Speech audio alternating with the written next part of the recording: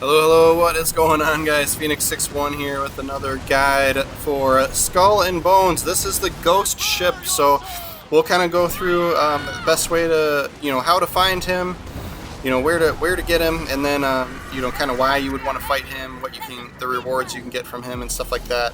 And then kind of best, my preferred strategy, right? So, but this guy, honestly, he's, kind of like an end game-ish boss, right? But you don't really have to have completed everything, right? So he is, if you could see, he is a tier 8 ship, right? So like many other bosses and events and stuff in this game, especially when it comes to end game stuff, a lot of times it's just a matter of damage, right? Like they just take time to kill them off, right? So to start out with, here's St. Anne, and here is where you need to go, the Oubliette, right? I'm sure I'm pronouncing it wrong. I'm sure somebody will correct me in the comments, as they always do. Love you guys. But yeah, so fast travel here. If you don't have it, if you haven't explored this area, obviously just go down there and explore it, right? And then, yes, we've got my sexy leopard print skirt today. But yeah, so walk over to this mysterious row. You can see that they've got the orange star symbol, right? So those are daily missions, right? So you can pick this up once a day. I think it's either a daily or like a 24-hour reset. You might have to wait 24 hours, right? But yeah, pick up the mission. Oh man, I've been talking too much today. Okay. I like to go in and track the mission just because, reasons, right? And then it shows up on the map, right? So as you can see, the area that you need to go to for this is literally right next to the port, right? So you don't have to fast travel anywhere else. It does have to be dark out for the ship to spawn, right? Okay. So yeah, unload any cargo that you're not using, you don't need, right? I mean, it's PvE, right? So if you do sink, you can go back out there and pick up your stuff, right? But for safety's sake, I like to just dump everything in my warehouse, right? That I'm not using. So leave your ammo, your repair kits, your food, and then go, right? And then yeah, we're gonna set sail here and make a nice hard right turn here, and we'll go find him. Yeah, so he only spawns at night. One thing you could do as well, so it is worth fighting this guy multiple times, and if you can get away with, fighting him multiple times in one day, right? So I would think the best way to do that. So yeah, this is a piece of food item that I like to use for when I'm battling, and then the other one next to it I like to use more for when I need speed, right? So it reduces stamina. You get better stamina when you're trimming, right? So, but you could go over here and not pick up the mission and then just sail over into this area at night and see if anybody else is over here. Like, that's not a bad idea to try and get multiple kills for him in a day. And then if nobody's over here, then go back, pick up the mission, come out here, and then he'll spawn, right? So I think the way it works, at least in my experience, somebody let everybody know in the comments if I'm wrong about this or how it works. But from my experience, I've only gotten him to spawn if I have the mission on me, or if somebody else is over here in this area, and I'm assuming they have the mission on them, and then he's spawning, and you can help them kill it, right? But so that would be how to fight him multiple times in one day. The unique thing with him is you do have to hit the critical hit spots first. Once you do enough damage to a critical hit spot, then you can hit him anywhere, right? So to get this battle going, you need to hit those crit spots, and they're easy to spot there, right? They're glowing red, right? So you don't have to take them all out. I think you just need to take one out or do enough damage to one of them, and then he'll take damage anywhere, just like any other ship, right? So don't fret over always having to hit those critical hit spots. Obviously go for them if they're an easy shot, right? But you just need to get that started, right? So one thing that will change once you get him down to about half health, he will start teleporting, and he'll go immune when he's teleporting, right? So you won't be able to get hits on him while he's teleporting. And then once he comes back into play, you'll have to, again, those critical hit points will pop back up, and you'll have to do that process over again, right? You'll have to hit those critical hit points first, and then you'll notice that he'll take damage no matter where you hit him, right? So the fight isn't like crazy difficult. There's nothing other than that. Like, those are kind of the unique aspects to it, right? So don't let it, don't let this blue flame that comes out of his front intimidate you, right? Like, use your brace, use your defend, use your heal, just manage your repair kits appropriately, right? And you'll be fine. He is, you can see he is a tier 8. He is a tier 8 ship, and we're rocking a 10. And yeah, it's taken a long time to get his health down, right? So it is nice when somebody else shows up over here. A lot of times, if there's people in your instance that are in this area and they see that you're fighting the ghost ship, they'll come over and help you out because they want the drops just as much as you do, right? So, but yeah, he has a unique currency that drops called Ethereal Ashes, and then he also has some unique cosmetic items that he'll drop, and you'll get a chest too, and the chest has a chance to have those unique items in it, right? So, yeah, I think the one that everybody wants and the one that I want is he has some unique sails for like a coloring for the sails that glows when it's nighttime, right? So that would be the cool one to have, right? Because then if you're driving around at night, your sails will glow. But other than that, it's, nothing crazy. You can get the blue flamethrower, right? So I'll show you where that is. That is the one thing that I think you're going to have to buy with Ethereal Ashes. I'm going to guess that's not part of the loot pool, right? But we'll see. I could be wrong about that. I'm wrong a lot about stuff, right? I'm just doing me, right? But yeah, so I'll skip ahead in the fight here, just because there's kind of no point. Like, this is what it is, right? So like, it's just hit those critical points when they show up. That'll trigger you to be able to do damage, anywhere. And then, my strategy has always been, I like this, sort of fire starter build for ships, but you don't need that. You can literally pick what weapons and loadouts have been working best for you, and go with it, right? So yeah, he's going immune there, so that means he's teleporting. And then, yep, here he pops back in. So then you'll see you have to get those critical hit points in order to start triggering damage again, right? So skipped ahead. So now we're getting closer to the end of the fight here at this point. And yeah, I'm just unloading. Shoot it till it dies, just like everything else, right? He does have this tendency to get right up in your stern here, right behind you. So, don't be afraid to like stop and change directions in order to get him off your butt.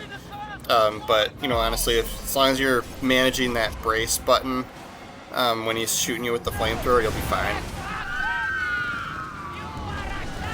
Yeah, and yeah, if you've watched my other videos, my go-to has been these fire bombards. I've got them all the way around my ship with the exception of some long guns in the front, some fire long guns in the front.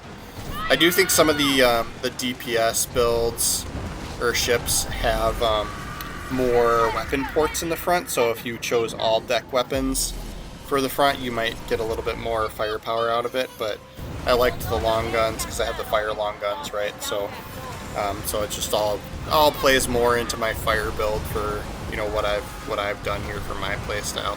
You can board him. You can see the symbol here saying get closer and board him. I don't know if you get more ethereal ashes for doing that. I've done that once or twice and it didn't seem like I got any more. But yeah, so make sure you go up to where he died. Don't just get the glowy drop there, because there'll be some other things, right? So yeah, so we just got an ethereal ashes there. So make sure you drive through where he died to make sure you get all the loot, and then yeah, just go back to where you picked up the mission. So I fast forwarded through a little bit of that, and then we'll go to the rogue person that's over here to turn in the mission. We'll kind of see what you can get from there. But yeah, you can see, so I got 3 ethereal ashes right from that one fight, and some of the stuff that you can buy with those, you need like 50 of them, right? So if you can get away with doing the fight, and yeah, this tarnished ring is just the contract item, so that gives you nothing. It's literally just what you turn in for the mission, right? So yeah, I opened the chest that dropped. The Cruel Times, I think that's a paint job for the ship itself. That's not the sails. And yeah, quite frankly, I think I put it on and it was kind of boring, but yeah. And then yeah, silver chests, just open those when you get those. I don't even know if I got those from, those might have been from a rogue or something that was out there. And then yeah, it looks like we maybe got a treasure map recently from that too. So yeah. So then yeah, go over to the mysterious rogue, turn in the mission. You do get some silver from this, right? And then a little bit of infamy, but honestly, that's not what you're really there for. You're there for those ethereal ashes, and then the chance drops from actually defeating the boss. So yeah, it looks like you can buy more mysterious chests. Honestly, if you have 50 ethereal ashes, you probably have all the drops, you know, like from actually fighting the ship, right? So, but yeah, then there's these three captain cosmetic guides, and then the blue specter is the unique weapon that you can get from doing this, right? So it is 50 ethereal ashes to buy the blueprint, and then you need another 25 to actually build it, right? So 75 altogether. I think the Vengeful Essence is something that you get from the fight as well. But I think the Ethereal Ashes is going to be the stopgap there, right? So scrolling through, I think this is the best, at time of recording here anyway, the best flamethrower in the game. If not the best, one of the best. And if I'm wrong about that, it's the coolest because the flames are blue, right? So that's why you would want to go that route, right? So I'll really quick just show you how I've laid out my ship. But yeah, like I said, pick whatever DPS variant ship you're most comfortable with, right? Like that you're probably using the most or whatever. And then yeah, so I have fire long guns in the front, and actually did just recently get the tier 3s of these, so I've upgraded them since doing this video. And then yeah, fire bombards all the way around, on both sides and in the back, right? So literally like this is the I'm gonna say it wrong, like the Sambook or whatever. So the this blueprint for this ship, you need pieces of 8 to buy this blueprint, right? But you can pick like the snow or one of the other DPS focused ships, and then it'll work just fine, right? You don't need this particular ship. But so the reason I've done a fire build for it is because the ship has some extra perks for when you set enemies ablaze and stuff like that. And then yeah, I was using rockets, but honestly, if you're using rockets ship to ship, you probably want the green variant, so the Rocket 3. That's probably better for ship to ship. I think those termite ones are better for like shooting buildings, right? And honestly, it's tough to aim them right now. I think something needs to be adjusted with how you aim rockets. So I would actually go with the mortars, right? Because it's a little bit easier. Half the time I'm forgetting to use my ox weapons anyway, but yeah, whatever. And then armor, like you don't need anything special. Just pick what is strongest, right, to get your ship level up. He doesn't have, he doesn't have any like unique status effects or anything like that. So it really isn't a big deal. Just whatever gives you the most armor hull strength, that you have. And then yeah, for furniture, build into your playstyle. You don't have to do what I did here, right? So I have a fire build kind of setup, right? So I'm picking furniture that focuses on lighting enemies on fire, right? So this munitions mixer increases how long the ships will be on fire for when I set them ablaze, but the damage is less when they're on fire. And the reason I picked that is because the ship itself has perks for when they're set ablaze and you hit them, they take more damage. And then this piece of furniture increases how quickly they get set on fire. This one increases the elemental multiplier, so the fire setting of the bombards.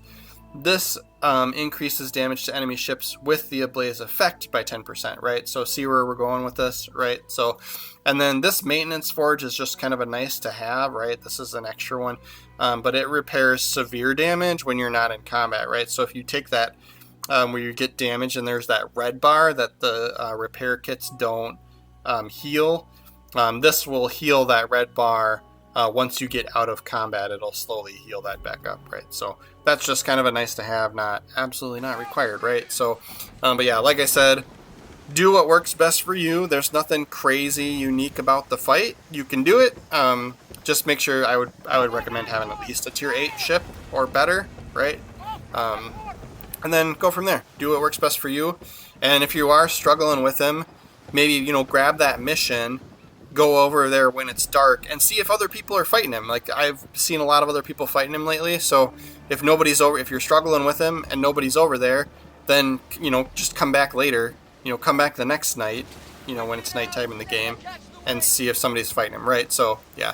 But I do think you can get away with fighting him multiple times if other people are in that area and have the mission.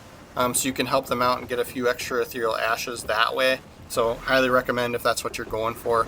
But other than that, that's our video for today, guys. Thank you so much for watching all the way through. Do make sure to follow the channel. I'm planning on doing other Skull and Bones videos, and then we play some other games on the channel as well. So, yeah, thanks for watching. See you next time.